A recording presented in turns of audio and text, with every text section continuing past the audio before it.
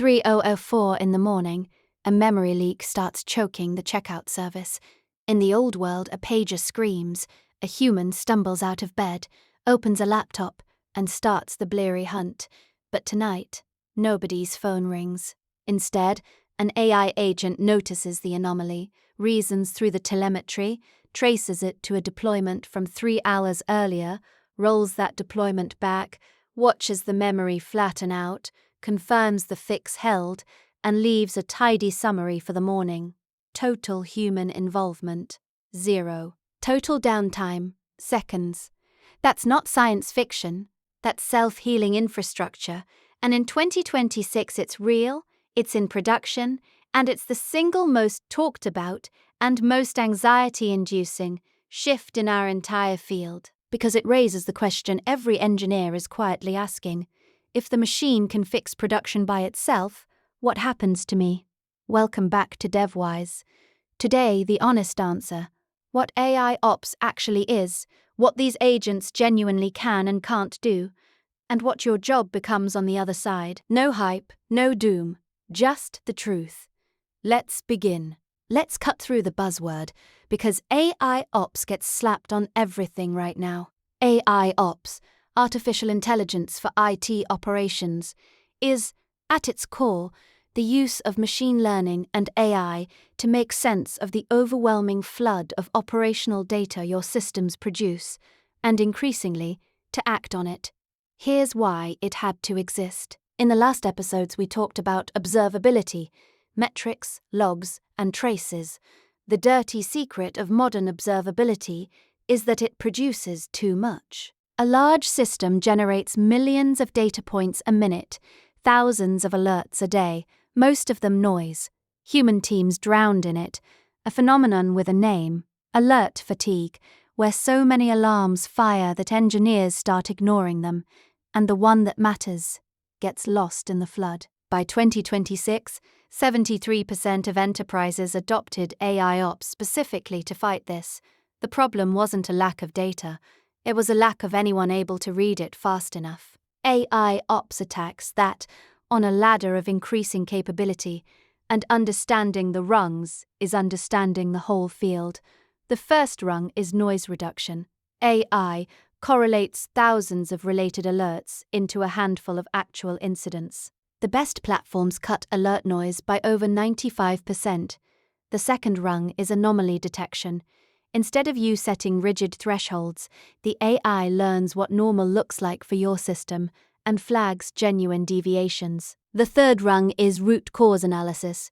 When something breaks, the AI correlates across all your signals to point at the likely cause, compressing the slowest part of any incident, the diagnosis, from hours to minutes. And the fourth rung, the frontier, is automated remediation. The AI doesn't just tell you what's wrong, it fixes it. That progression is also a progression from reactive to predictive to autonomous. Old-school monitoring waited for something to break and told you. AIOps increasingly predicts failure before it happens, spotting the memory creeping up, the disk filling, the latency trending wrong, and acts before your users ever notice. That shift from firefighting to fire prevention is the real promise, and the market believes it.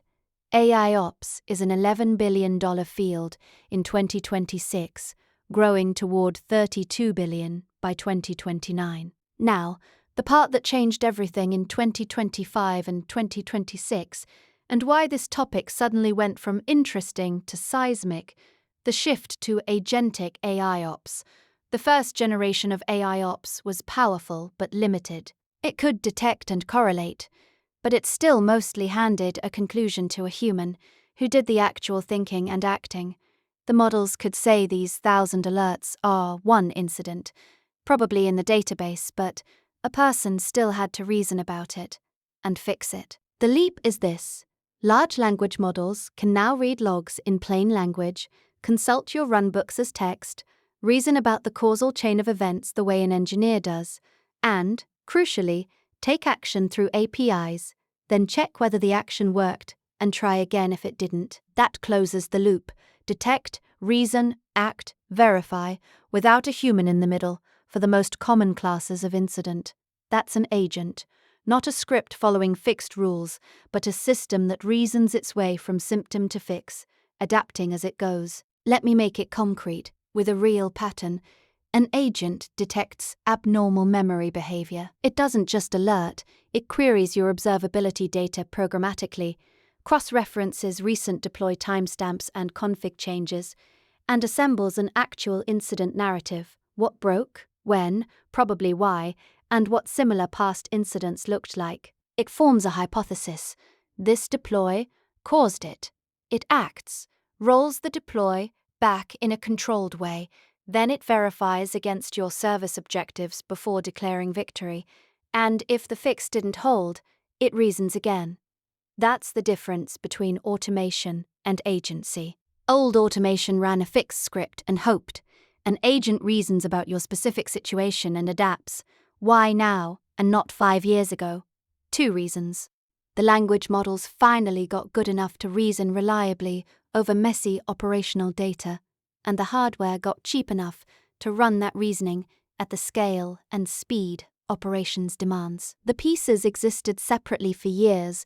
2025 and 2026 is when they clicked together into something that genuinely works in production. This is the inflection point everyone's talking about, and it's why the anxiety is real, because for the first time, the machine isn't just advising, it's acting. Now the reality check, because the DevWise promises honesty, and the honest picture is far messier than the marketing.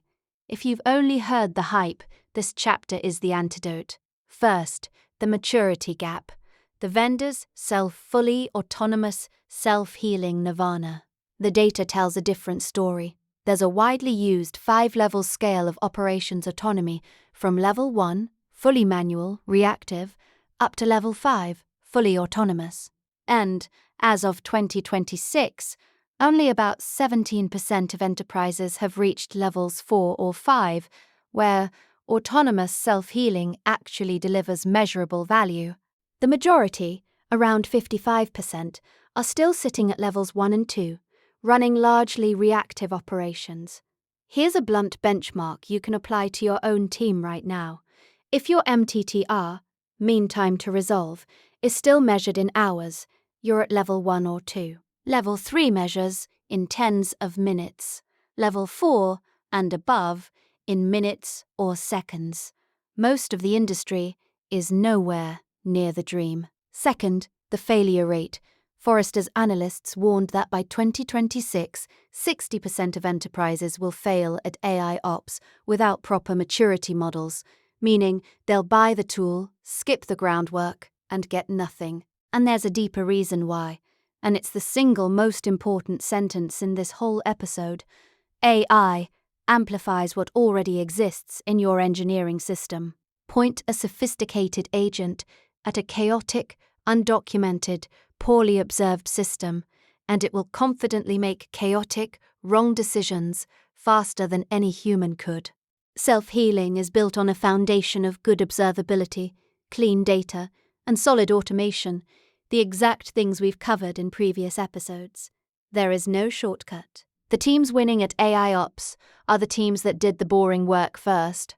Third, and this is the honest heart of the jobs question, the tools that succeed in 2026 are explicitly not hand the pager to a machine. The successful pattern is human in the loop, agents that narrow the search, filter the noise, propose a fix, and, for anything consequential, wait for a human to approve before acting. They attach confidence scores to their decisions. High confidence, low-risk actions run automatically, while anything risky escalates to a person. The machine isn't replacing the engineer's judgment. It's removing the toil around it, so the judgment is all that's left. Hold on to that, because it's the key to the question everyone actually clicked this video to hear answered. So, let's answer it directly, because it's the question underneath all the others, and you deserve a straight answer rather than a comforting dodge or a cynical scare. Is AI coming for your DevOps job? The honest answer has 2 parts, and you need both. Part 1. Yes, AI is absolutely coming for large parts of what your job is today. The repetitive, toilsome work, manually grepping logs at 3 a.m., restarting hung services, hand correlating alerts, writing the same runbook steps for the 100th time, the nighttime on-call firefighting, that work is being automated, fast, and it's not coming back. If your value to your team is that you're the person who manually does those things, that value is genuinely eroding. Pretending otherwise helps no one. But part 2, and this is where the doomers get it wrong. The job itself isn't disappearing, it's moving up a level. When the machine handles the firefighting, the human moves to the things the machine can't do, designing the systems the agents operate within, deciding what healthy even means, the service objectives, the risk thresholds, the guardrails the AI works inside, governing the agents, reviewing their decisions, catching their confident mistakes, deciding what they're allowed to do autonomously, and what needs a human hand, and handling the genuinely novel incident, the one with no runbook, no past example, the messy judgment call under ambiguity, where reasoning from first principles matters. That's still yours. The industry has language for this shift. GitLab's strategy team projects that more than 75% of developers will spend their time architecting, governing, and orchestrating rather than building, that engineers become, in one memorable phrase, cognitive architects, designing the blueprints of human AI collaboration rather than writing every line by hand. The framing I find most honest is this: AI turns you from a reactive firefighter into a proactive designer. You stop being the person who runs the script and become the person who decides which scripts should exist, whether the agent's fix was actually right, and how the whole system should behave. So the real risk isn't that AI takes your job. It's that an engineer who learns to direct these tools takes the job of an engineer who won't. The threat was never the machine. It's the person next to you who adapted faster. And the good news, honestly, is that the skills that matter more now, systems thinking, judgment, knowing what good looks like, communicating under pressure, are the ones that were always the mark of a great engineer, anyway. AI is quietly raising the premium on exactly the things that were always most valuable. So what do you actually do about it? Not in the abstract, concretely. This quarter, here's how to be the engineer who rides this wave instead of being pulled under by it. First, and I cannot say this strongly enough, master the foundations, because AI makes them more important, not less. Observability, GitOps, infrastructure as code, solid automation, everything in the episodes before this one. Why? Because AI amplifies what's already there. An engineer who deeply understands their system can direct an agent brilliantly and catch it when it's wrong. An engineer who doesn't will be steamrolled by an agent's confident mistakes and won't even know. The foundations aren't obsolete. They're the thing that lets you command the AI instead of being commanded by it. Second, learn to work with agents deliberately. Get hands-on with the AIOps and agentic tooling your ecosystem offers. Learn to write the runbooks agents consume, to define the service objectives they optimize toward, to set the guardrails and confidence thresholds that keep them safe. The skill of the near future isn't doing the task, it's clearly specifying the task and verifying the result. That's a genuinely different muscle, and the engineers building it now will be indispensable. Third, deliberately develop the human-only skills, because they're your durable moat. Systems design, architecting how the whole thing fits together. Judgment under ambiguity, the novel incident with no playbook. Communication, translating between business and machine, explaining to leadership why the agent did what it did. These don't automate. And, as the routine work evaporates, they become the entire job. And, fourth, a mindset shift. Move from I fix things to I design systems that fix themselves. And I govern them. Stop measuring your worth by how many fires you personally put out, and start measuring it by how few fires reach a human at all, because you built it well. That reframe is the whole transition in a sentence. The engineers who thrive won't be the ones who resisted the agents. They'll be the ones who learned to lead them. Now the honest, sharp edges, because handing action to autonomous agents introduces genuinely new failure modes, and the responsible engineer sees them coming.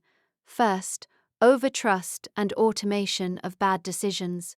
An agent acting on a flawed understanding doesn't make one mistake. It makes that mistake at machine speed across your whole fleet before anyone notices. Confidence scores and human in-the-loop gates on consequential actions aren't bureaucracy. They're the brakes. The failure mode isn't the agent that says, "I'm not sure." It's the agent that's confidently, catastrophically wrong, fast. Second, the accountability gap. When an AI agent takes down production at 3 a.m., who's responsible? This isn't a philosophical footnote, it's an operational question you must answer before you give an agent the keys. The answer that works is clear ownership. Agents act within boundaries humans defined and are accountable for with full audit trails of every decision, which, notice, is exactly why GitOps matters here. Every agent action as a reviewable, revertible commit, not a mystery change. The episodes connect. Third, the quiet one, skill atrophy.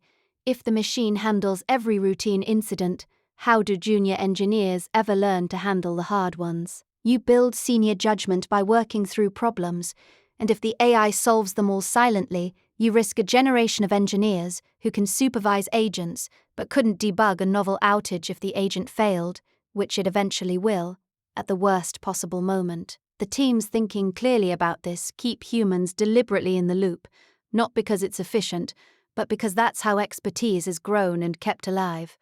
And fourth, the strategic trap we already named, adopting agents on top of a broken foundation. Every one of these risks compounds if your observability is poor, your data dirty, your systems undocumented. The order matters, and it never changes. Solid foundations first, then automation, then, only then, autonomy. Skip the order, and you've just built a very expensive, very fast way to make your existing problems worse. Let's land it with the rules that separate teams who ride this shift from teams who get hurt by it. 1.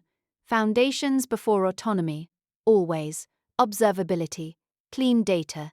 GitOps. Solid automation come first. AI amplifies what exists, so make what exists good before you amplify it. There is no shortcut, and every team that looked for one paid for it. 2. Human in the loop for anything consequential. Let agents run the routine, low-risk, high-confidence work autonomously, and gate the rest behind human judgment. Automate the toil, not the accountability. 3. Govern with audit trails. Every agent action reviewable and revertible, every decision logged. If you can't see what the agent did and undo it, you don't have automation, you have a liability. 4. Invest in what doesn't automate. Systems design, judgment, communication. As the routine work disappears, these become the whole of the job and the whole of your value. 5. Keep growing, humans. Don't let the agents solve every problem in silence. Keep engineers in the loop deliberately so the next generation still learns to think, because one day the agent will be wrong, and you'll need a human who knows why. Master those, and this shift stops being a threat and becomes the biggest opportunity of your career. Because here's the truth the fear obscures. AI doesn't replace great engineers, it amplifies them, and it quietly retires the parts of the job nobody liked anyway. The future of operations isn't human or machine. It's a good engineer, directing good agents, building systems that keep themselves well. That engineer can be you. That's the honest picture. What AIOps really is, the agentic leap, the reality behind the hype, what happens to your job, and how to come out ahead. The machine is learning to fix production. Your move is to become the engineer who designs, governs, and directs it, because that engineer isn't going anywhere. If this gave you a clearer, calmer view of a noisy topic, a like genuinely helps the channel reach more engineers who need to hear it, and subscribe for more honest, practical guides for the people who keep production running. Plan before you apply. Goodbye for now.